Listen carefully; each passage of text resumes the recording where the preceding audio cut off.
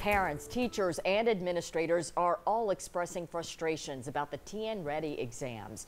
Just yesterday, a severed cable caused schools across the state to cancel testing, including here in Knox County. And before that, Anderson County Schools said 900 tests were given to the wrong grade level.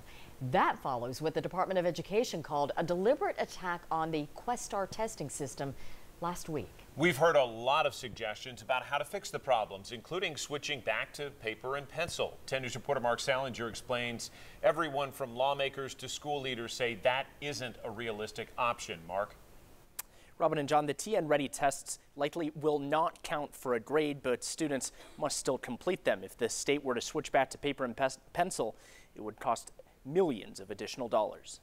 After 3 days of canceled testing, it's really just frustrating because of all the work we put into a school year. It's clear TNReady has failed the exam again this year. When a student can't log on, when a student gets logged off or they get knocked off or they can't submit their test, those frustrations just become, enormous. For a third consecutive year, problems plagued the statewide standardized test.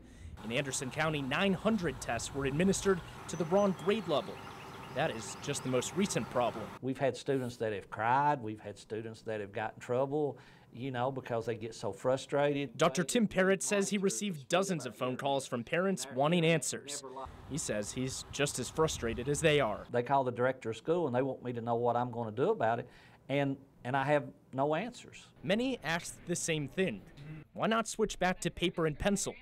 Anderson County recently invested more than $2.5 million to buy computers for every student. Online testing is what we need to do, but we need to make sure it's done right. The State Department of Education says it would cost an additional $11 million to do the test the old-fashioned way. We have to hire humans and make sure that they're all at the same standard so that one person reading the test doesn't give a child an A and another person reading it gives them a C. Administrators say it's obvious the TNReady exam was anything but ready for the thousands of students who sat down to take the test. Once a student sits in front of a computer that won't work, they get frustrated and they don't try.